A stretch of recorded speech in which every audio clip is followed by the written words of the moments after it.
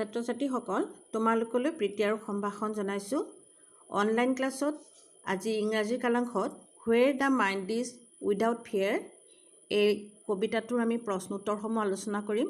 ইতিমধ্যে কবিতাটো ক্লাছত আলোচনা কৰা হৈছে, তোমালোকে বুজিও পাইছোঁ বুলিয়ে কৈছা। আজি আমি ইয়াৰ তলৰ প্ৰশ্নখিনিৰ বিষয়ে আলোচনা কৰিম। এইখিনি হ'ল এক্সাৰচাইজ, তাৰমানে আমি প্ৰশ্ন উত্তৰখিনি আলোচনা কৰিম। ইয়াৰ প্ৰথম প্ৰশ্নটো চোৱা। এইখিনি আচলতে প্ৰশ্ন নহয়, তোমালোকক বুজিবৰ কাৰণে দিছে, আমি বুজা উচিত। Let's look at the interesting use of the relative adverb. Relative adverb কোনবোৰ? হুৱেৰ মানে ক'ত বা য'ত। য'ত আমাৰ এই কবিতাটোৰ লিখা আছে, কবিয়ে এনেকুৱা টুকুৰা ঠাই বিচাৰিছে য'ত এই বস্তুসমূহ পোৱা যায়। আমি মূৰ দাঙি থিয় হৈ থাকিব পাৰোঁ, আমাৰ সমাজতখন ভাঙি থান বান হৈ যাব নোৱাৰে, আমাৰ কথাবিলাক সত্য হ'ব লাগে, শুদ্ধ হ'ব লাগে। ঠিক এই কথাবিলাক আমাৰ ইয়াত আলোচনা কৰা হৈছে। ইয়াত কৈছে সেইটো হ'ল ৰিলেটিভ প্ৰনাউন। ৰিলেটিভ প্ৰনাউন কাৰ লগত ৰিলেট কৰিছে? ৰিলেট কৰা মানে সম্পৰ্ক কৰা। কাৰ লগত কৰিছে? এই হুৱেৰটোৱে প্ৰথমতে কৰিছে প্ৰথম লাইনটোত মনৰ ওপৰত। Where the mind is without ফিয়াৰ। আমাৰ মনটো লগত সম্পৰ্কিত সেই ঠাইটুকুৰা। কবিৰ মনে বিচাৰিছে সেই টুকুৰা ঠাই য'ত নলেজ ফ্ৰী থাকে, য'ত আমি মূৰ দাঙি থিয় হৈ থাকিব পাৰোঁ, য'ত আমি ভয় শংকা নকৰাকৈ থাকিব পাৰোঁ। গতিকে আমাৰ এই হুৱেৰ এইটো হ'ল ৰিলেটিভ এডভাৰ্ব। এই ৰিলেটিভ এডভাৰ্বটোৱে কাৰ লগত সম্পৰ্ক কৰিছে? মনৰ লগত সম্পৰ্ক কৰিছে। আৰু তোমাক কেইটামান ৱৰ্ড লিখিবলৈ কৈছে, চেণ্টেঞ্চ আমাক লিখিবলৈ কৈছে। এটা আমাক উদাহৰণ দি দিছে, where the mind is without fear and head is held high. য'ত আমি মূৰ থিয় কৰি থাকিব পাৰোঁ। হিয়াৰ ইয়াত হুৱেৰ ৰিলেটছ টু মাইণ্ড। এই হুৱেৰ শব্দটোৱে আমাক মনৰ লগত সম্পৰ্ক কৰিছে। এতিয়া আমাক হুৱেৰ ক'ত সম্পৰ্ক কৰিছে? লিড মানে আমি নেতৃত্ব দিয়া। লিড শব্দৰ অৰ্থ হ'ল নেতৃত্ব দিয়া। হুৱেৰ শব্দটোৱে এই নেতৃত্ব দিয়া কেনেকুৱা ধৰণৰ বাক্যবিলাক আমাক লিখিছে, আমাক তেনেকুৱা কেইটামান চেণ্টেঞ্চ লিখিবলৈ কৈছে। সেই চেণ্টেঞ্চকেইটা আমি কেনেকৈ লিখিম?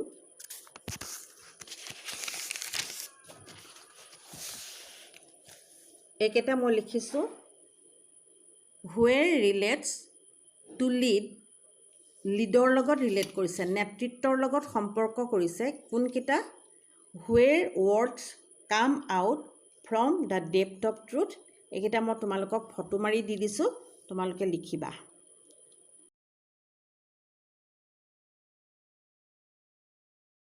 ইতিমধ্যে তোমালোকক বুজাই থোৱা আছিলে যে where words come out from the depth of truth. যেতিয়া মানুহৰ শব্দবিলাক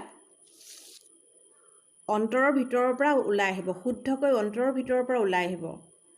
দ্বিতীয়টো, where tireless striving stretches its arms towards perfection.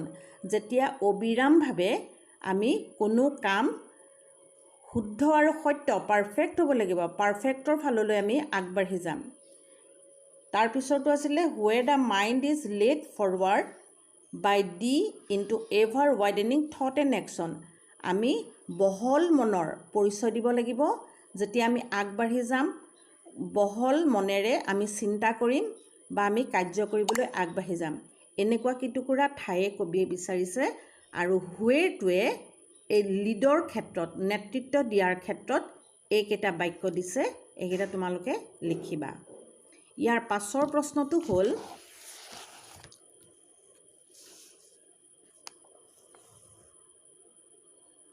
বিটো চোৱা। Find out the negative words of the poem. ইয়াত কিছুমান নিগেটিভ ৱৰ্ড আছে। এই মানে নয়াৰ্থক শব্দ আছে, নেতিবাচক শব্দ, যিবিলাক এটা আমাক উদাহৰণ দিছে ফিয়েৰ মানে ভয় খোৱা, ব্ৰকেন মানে ভাগি পৰা। এইবিলাক নিগেটিভ ৱৰ্ড। তেনেকুৱা ধৰণৰ আমাক কেইটামান ৱৰ্ড বাছি উলিয়াবলৈ কৈছে। আমি সেই ৱৰ্ডকেইটা কি পাইছোঁ? নিগেটিভ ৱৰ্ডকেইটা আমি পাইছোঁ। প্ৰথমতে আমাক দিয়া আছে ফিয়েৰ, এইটো নহয়, ফিয়েৰ, ব্ৰকেন। আমি লিখিছোঁ লষ্ট। লষ্ট মানে হেৰাই যোৱা। বা নষ্ট হোৱা। ডেড হেবিট হ'ল বেয়া অভ্যাস। এইকেইটা আমি লাইন শব্দ লিখিব পাৰোঁ। তাৰ পিছৰ প্ৰশ্নটো দিছে ট্ৰু অৰ ফলছ লিখিবলৈ কৈছে।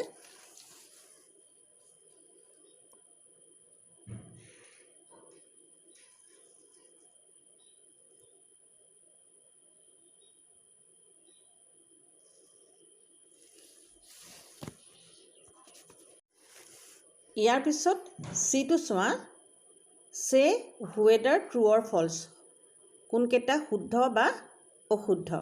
The poet describes N ideal place, এটুকুৰা আদৰ্শ ঠাইৰ বিষয়ে বৰ্ণনা কৰিছে, এইটো শুদ্ধ হ'ব।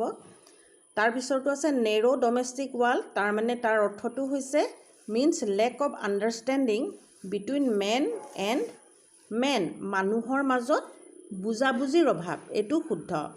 নেৰো ডমেষ্টিক ৱাল মানে মানুহৰ মাজত বুজাবুজিৰ ভুল হৈছে, ভুল বুজাবুজিৰ কাৰণে মানুহে মানুহৰ লগত কাজিয়া কৰে, গতিকে এইটো আছে শুদ্ধ উত্তৰ, মানে কি হ'ব ট্ৰু হ'ব। 3 নম্বৰ আছে dead habits means, dead habit মানে বেয়া অভ্যাস, বেয়া অভ্যাসৰ অৰ্থটো হৈছে ডেট হে লষ্ট দেয়াৰ ভেলুজ, আমাৰ মূল্যবোধৰ অৱনতি ঘটা বুলি কয়, মানে আমি মূল্য নষ্ট কৰিছোঁ, মূল্যবোধৰ আমাৰ মাজত মূল্যবোধ নাইকিয়া হৈছে, সেইটোৱে হ'ব ডেড হেবিটৰ অৰ্থ। এইটো শুদ্ধ লিখিছে, গতিকে আমি ট্ৰু লিখিম। ট্ৰুথ, পাৰফেকশ্যন এণ্ড ৰিজন, সত্য, শুদ্ধ আৰু কাৰণ are not to be found in that heaven, এই স্বৰ্গত এইকেইটা বস্তু পোৱা নাযায়, এইটোতো অশুদ্ধ। স্বৰ্গ বুলি কোৱাৰ লগে লগে আমি শুদ্ধ হ'ব লাগিব, পাৰফেক্ট হ'ব লাগিব, আৰু যিকোনো কথাৰে আমাৰ কাৰণ দৰ্শাব লাগিব, গতিকে এইটো হৈছে ভুল, আমি লিখিম ফলছ। টায়াৰলেছ ষ্ট্ৰাইভিং কেনট ৰিচ পাৰফেকশ্যন, অবিৰামভাৱে আমি কাম কৰিম, টায়াৰলেছলি আমি কাম কৰিম, সেইটোৱে পাৰফেকশ্যন দিবহে, নিদিয়াকৈ নাথাকে, গতিকে এইটো ভুল লিখিছে, সেইকাৰণে আমি ইয়াত লিখিম ফলছ। তাৰ পাছৰ প্ৰশ্নটো গিভ 5 শ্বৰ্ট চেণ্টেঞ্চেছ, 5টা তোমালোকক বাক্য লিখিবলৈ কৈছে। That the heaven that poet ৱান্স ফৰ হিজ কাণ্ট্ৰিমেন, তেওঁলোকৰ কবিৰ দেশৰ মানুহে বিচৰা সেই স্বৰ্গৰ দেশখনত কি থাকিব লাগিব, কি বিচাৰিছে কবিয়ে। এটা আমাক উদাহৰণ দিছে, এ place where knowledge is free, এনেকুৱা এটুকুৰা ঠাই লাগিব য'ত আমাৰ নলেজ, আমাৰ জ্ঞান মুক্ত হৈ থাকিব। বাকীকেইটা আমি বাক্য লিখিছোঁ, মই তোমালোকক ফটো মাৰি দিছোঁ, এইকেইটা লিখিবা।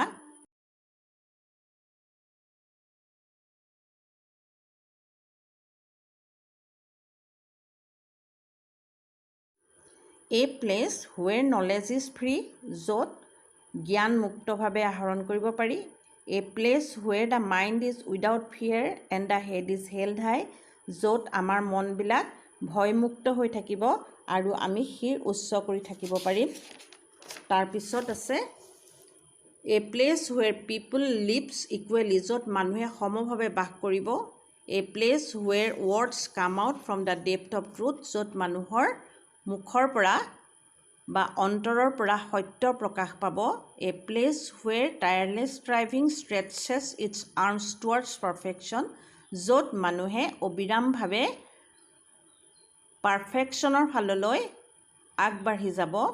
A place where the mind is led forward by thee into ever ৱাইডেনিং থট এণ্ড একশ্যন, য'ত মানুহৰ মনটোৱে বহলভাৱে চিন্তা কৰিব আৰু কাৰ্য কৰিব পাৰিব, তেনেকুৱা এটুকুৰা ঠায়ে কবিয়ে বিচাৰিছে। আজি তোমালোকৰ প্ৰশ্ন উত্তৰ এইখিনিলৈকে আমি আলোচনা কৰিলোঁ। ভালধৰণে লিখিবা আৰু বুজি ল'বলৈ চেষ্টা কৰিবা। ইয়াৰ পাছৰ কালাংশত আমি এই কম্প্ৰিহেনশ্যনৰ এই প্ৰশ্নখিনি আলোচনা কৰিম। আজিলৈ তোমালোকৰ পাঠৰ ইমানতে সামৰণি মাৰিছোঁ। কিবা বুজি নাপালে সুধিবা, সকলোৱে লিখি ল'বা। ঠিক আছে, আজিলৈ আহোঁ, নমস্কাৰ।